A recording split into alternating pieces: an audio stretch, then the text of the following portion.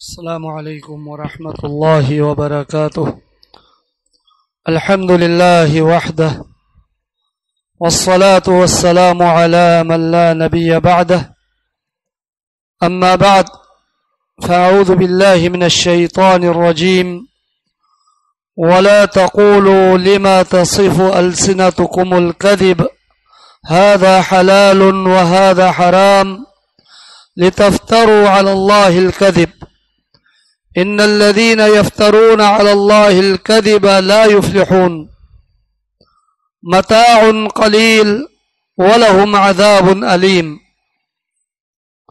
مختصر حمد و صلات کے بعد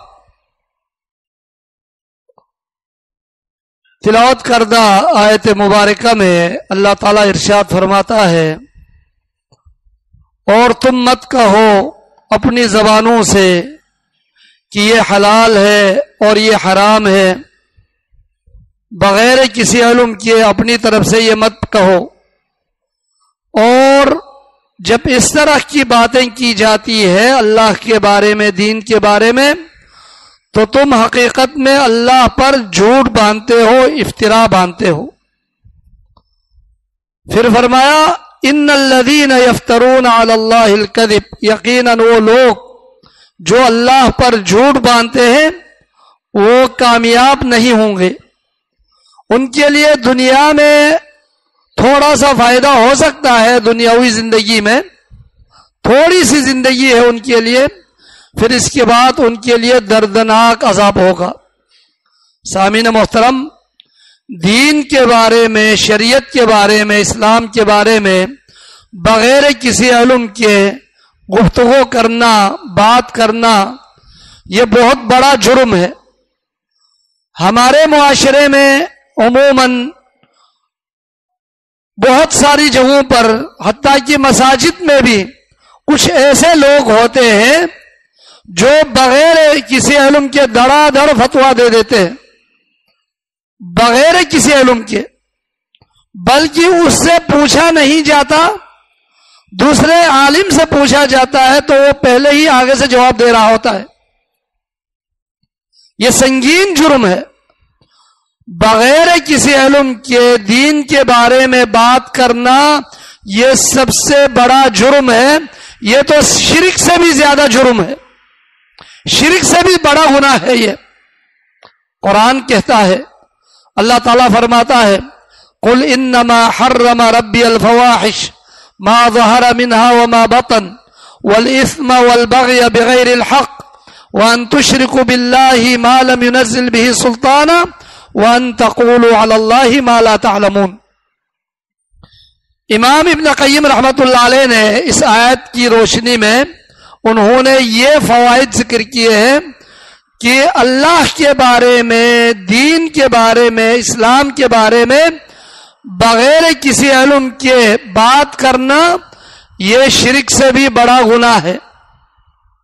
کیونکہ اس آیت میں اللہ تعالیٰ نے ترتیب کے ساتھ ذکر کیا کہ کہہ دیجئے میرے پیارے حبیب محمد صلی اللہ علیہ وسلم، یقیناً رب ذوالجلال نے، میرے پروردگار نے تمام قسم کے فواحش کو اللہ نے حرام قرار دیا ہے، خواہ وہ ظاہری فواحش ہو یا باطنی فواحش ہو، ان تمام کو اللہ تعالیٰ نے حرام قرار دیا ہے۔ پھر فرمایا، پھر گناہوں کو اللہ نے حرام قرار دیا ہے، اور ظلم و زیادتی کو اللہ تعالیٰ نے حرام قرار دیا ہے۔ بغیر کسی حق کے کسی پر ناحق طریقے سے کسی پر ظلم کرنا، اس کو اللہ تعالیٰ نے حرام قرار دیا ہے۔ پھر فرمایا وَأَن تُشْرِكُوا بِاللَّهِ مَا لَمْ يُنَزِّلْ بِهِ سُلْطَانًا، تم اللہ کے بارے میں شرک کرے حالانکہ اس کے بارے میں کوئی دلیل نہیں اتری ہے، تو اللہ کے بارے میں شرک کرنا یہ اس سے بھی بڑا گناہ ہے۔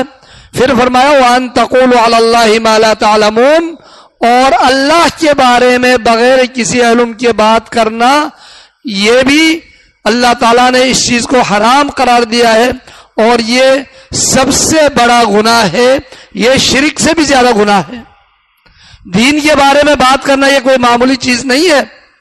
سیدنا ابوبکر صدیق رضی اللہ تعالیٰ عنہ سے پوچھا گیا وفاکہۃ وابا، حالانکہ وہ عربی الاصل ہے، وہ قریشی ہے، ان کو دین کے بارے میں، شریعت کے بارے میں انبیاء علیہ السلام کے بعد سب سے زیادہ علم رکھتے ہیں ابوبکر صدیق رضی اللہ عنہ۔ جب ان سے پوچھا گیا وفاقیۃ و ابا، اس آیت کا کیا معنی و مفہوم ہے، تو کیا جواب دیا پتہ ہے انہوں نے؟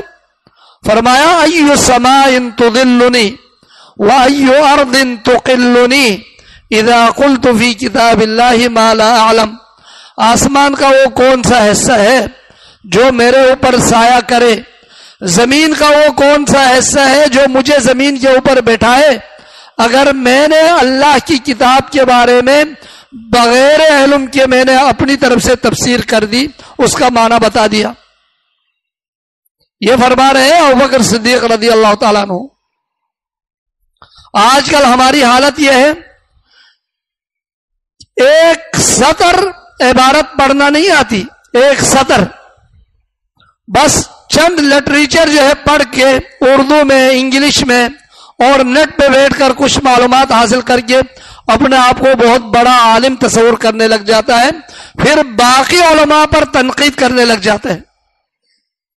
بہت بڑے مفتی بنے ہوئے ہوتے ہیں، ہماری مساجد میں خصوصاً اگر ایک پتھر اٹھایا جائے تو اس کے نیچے 10 مفتیان اٹھ جاتے ہیں، بہت افسوس ہوتا ہے۔ امام ابن قیم رحمۃ اللہ علیہ نے جو کتاب لکھی ہے اعلام الموقعین عن رب العالمین، اگر ایک مسلمان اس کتاب کے جو ٹائٹل ہے اس کو سمجھنے کی کوشش کرے تو حقیقت میں اس کا رونگٹا کھڑے ہو جاتا ہے۔ فرماتے اعلام الموقعین، دستخط کرنے والے لوگوں کے حالات، ان کی خبریں، کن کی طرف سے دستخط کرنے والے؟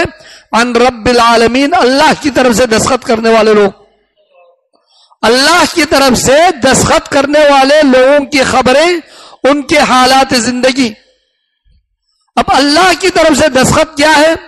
کسی چیز کے بارے میں یہ حلال ہے، یہ حرام ہے، یہ جائز ہے، یہ ناجائز ہے، یہ کہنا اللہ کی طرف سے گویا کہ ہم دستخط کر رہے ہیں۔ اب ایک چھوٹا سا ادارہ، اس ادارے کے انچارج کے جو ہے ان کی اجازت کے بغیر اگر کسی نے کوئی کام یعنی اس کی طرف نسبت کر دی، کوئی حکم کو اس کی طرف نسبت کر دی، تو اس کو فوراً اس ادارے سے فارغ کر دیا جاتا ہے۔ اور ہم اللہ کے بارے میں دڑا دڑ کہہ رہے ہیں کہ یہ حلال ہے، یہ حرام ہے، یہ جائز ہے، یہ ناجائز ہے۔ کسی بھی مسلمان کے لیے اس طرح کی باتیں کرنا شریعت میں بغیر کسی دلیل کے جائز نہیں ہے، حرام ہے، یہ بہت بڑا گناہ ہے۔ امام مالک رحمت اللہ علیہ سے جب پوچھا، یہ ایک شخص شام سے آتا ہے مدینہ میں 40 سوالات لے کر، 40 سوالات لے کر امام مالک سے سوال کرنے کے لیے، پوچھنے کے لیے۔ امام مالک رحمت اللہ علیہ نے بعض روایت میں آتا ہے کہ 8 سوالات کے جوابات دیے، باقی 32 سوالات کے جوابات انہوں نے لا ادری کہا۔ دوسری روایت میں ہے کہ امام مالک رحمت اللہ علیہ نے صرف 6 سوالات کے جوابات دیے، باقی 34 سوالات کے جوابات انہوں نے کہا لا ادری، مجھے معلوم نہیں۔ وہ آدمی کہتا ہے شام میں تو امام مالک کہہ کر بہت بڑا چرچا ہے، میں اس وجہ سے 40 سوالات لے کر آپ سے پوچھنے کے لیے آیا تھا، اور آپ مجھے 40 سوالات میں سے صرف 6 سوالات کے جوابات دے رہے یا 8 سوالات کے جوابات دے رہے۔